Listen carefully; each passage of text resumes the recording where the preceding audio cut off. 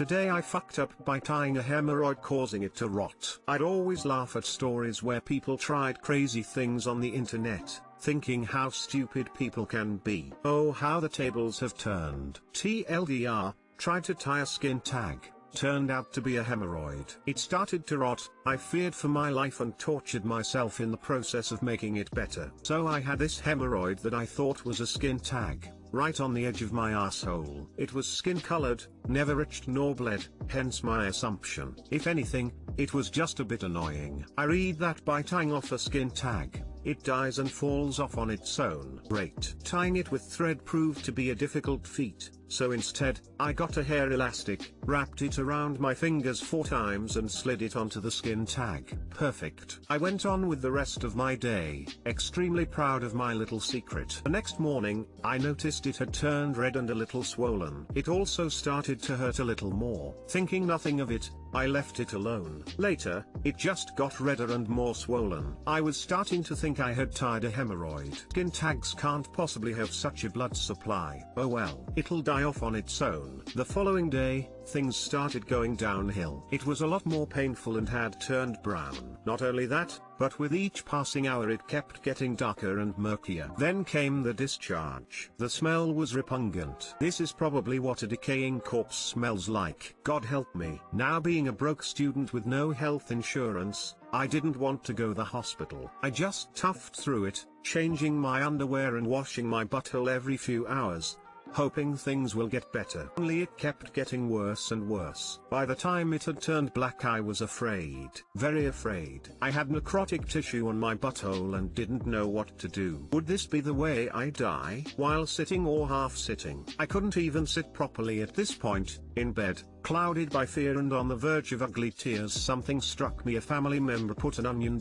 salt on it to treat a green, infected finger that had probably needed to be amputated. I ran awkwardly to the kitchen and cut an 1/8 of an onion, sliced it in like you would a mango and put sea salt all over it. Straight to the bathroom I went, lodging my onion between my cheeks and onto my decaying flesh. Now there seemed to be a cut where the elastic was because it hurt like a bitch. I hissed like a vampire in sunlight. The pain was like nothing I've felt before, like 1,000 jellyfish stings concentrated on one spot. I brought this upon myself. Why had I done this to myself? Even though it was rather early, I hobbled onto bed. Sleep didn't come though. I lay awake regretting the day I got my great idea, praying that this would work. Once morning had come, I was the embodiment of anxiety. Hoping things would be better, I slid out the now limp onion and examined my poor hemorrhoid. I couldn't believe my eyes. It shrunk. It was grayish now, and a lot less swollen. Wahoo! I continued torturing myself for 2 days, felt like months, before the elastic slid off itself and all that was left was slough hanging there. I used honey to treat the slough and TA to the DA. I am fine now. Even though things were fine in the end, there was so much potential for this to go all wrong. Never again will I tamper with my body like that. For anyone self-conscious about a skin tag or hemorrhoid, if it doesn't hurt and isn't bothering you, leave it alone. Damn it. Leave it. No, do not try to ligate it yourself. Take heed. You have been warned. Edit, I am a female BTW. Edit 2, reworded something for anonymity.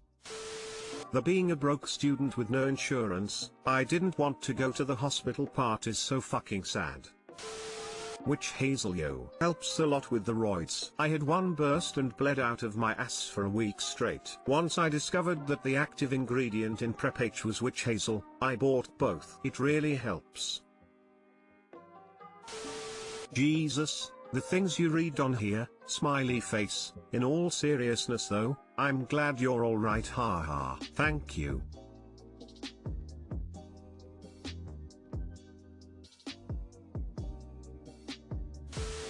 As a pathologist, I would also urge people not to try to ligate or cut off any abnormal growths on their bodies at home. On an uncomfortably semi-regular basis, benign things like hemorrhoids and skin tags turn out to be cancer. Cutting it off at home is like hiding the tip of an iceberg and dramatically delaying diagnosis and treatment. Delays which may prove fatal. I'm surprised you kept the elastic on for as long as you did. You should have immediately taken it off when you thought something was wrong, lol. I wished I had. When it was still red I didn't think anything of it, but once it had turned brown I was afraid that it might do more harm, in the sense that the elastic was holding back any bacteria from going back into my body. Today I fucked up by listening to my wife. Many moons ago, probably about 10 years and possibly while we were still dating, my wife, 30F, and I, 32M, were ordering Chinese food. I used to get sweet and sour pork, and she would get something different every time, but always with an order of crab rangoon. Now, I am and always have been a plain, not picky, eater, and my wife certainly knew that at the time of the story. Once, I asked her what crab rangoons were, and she said, "Oh, no, you wouldn't really like them." I, being a trusting guy, said okay. I have since moved on to bourbon chicken as my main course, but always wondered what could be so good about the crab rangoons to make her get them each time, yet so bad that I wouldn't enjoy them. So one evening shortly before lockdown last year, we were having Chinese food with friends, and I asked a friend what was in them. She said it's basically just cream cheese, so I decided screw it and grabbed one. The crispiness, creaminess, sweetness, and warmth enveloped my tongue. It was like a dream, all shattered by the realization that my wife had lied to keep me from taking crab rangoons from her bag. I called her out immediately, and she played coy and claimed not to remember, but I saw through her masquerade. Now I make a point to avenge my poor taste buds by stealing at least one on the way home, as I always pick up the food. Too long didn't read. My wife lied to me about what crab rangoons tasted like so she could hoard them. I found out I was missing out 10 years later. Edit, big typo, sorry y'all, I'm a guy, 32M, and I would not make a cute girl according to some filters someone put on me, lol. THW story's funny, but I have a question. I know this isn't the important part, but you say you're a 32F, then say trusting guy, so I was just curious about what gender you are. Really not trying to be offensive here, I am just a curious person. Oh shit, typo, I am a dude. How do you go 10 years without even wanting to try it? How does a fried stuffed wonton not look delicious? TBH, I didn't even know what they looked like until the fateful night I discovered her oos. She was so convincing. Read, I was such a dolt, that I never bothered to question any element of her misdirection. My caveman brain, taste bad, no want. Forget exist, except when wife wants. N get for wife. No touch, taste bad. Lamau! Exclamation mark. Well done. Nicely told. Anyone would have done the same for those golden treasures. No doubt. Throw the marriage away. It's nothing compared to the delectable manna from heaven that is crab rangoons. Next level betrayal.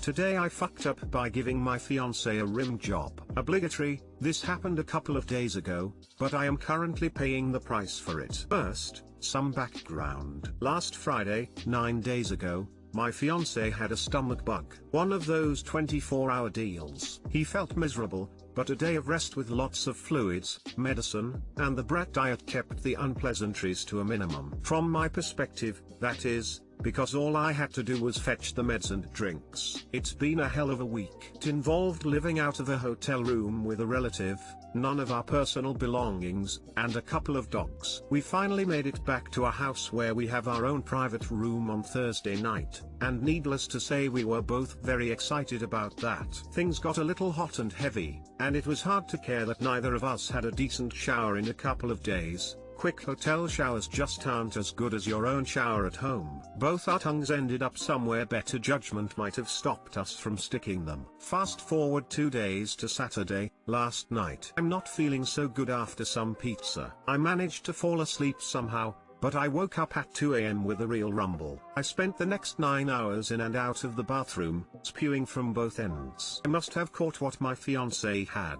I Google stomach flu incubation period to figure out what's going on, and find that it has a 1 to 3 day incubation window, which I'm right in the middle of given our Thursday night antics. But why would he still be contagious? As it turns out, the virus causing stomach flu is still active in excrement, for up to 2 weeks after the last symptoms. Son of a bitch. Needless to say, that's the last rim job he's getting for a while. TL, doctor, tongue punched my fiance's fart box despite inadequate hygiene. Caught his then week-old stomach bug, and am continuing to pay for it. Edit, seems like there is some confusion here. We had both showered, but at the beginning of that very long day rather than just before sexy time, which is the optimal time to shower before some salad tossing. It wasn't the cleanest act I've done, but it wasn't like I was licking a soft serve dispenser either. Y'all gotta chill.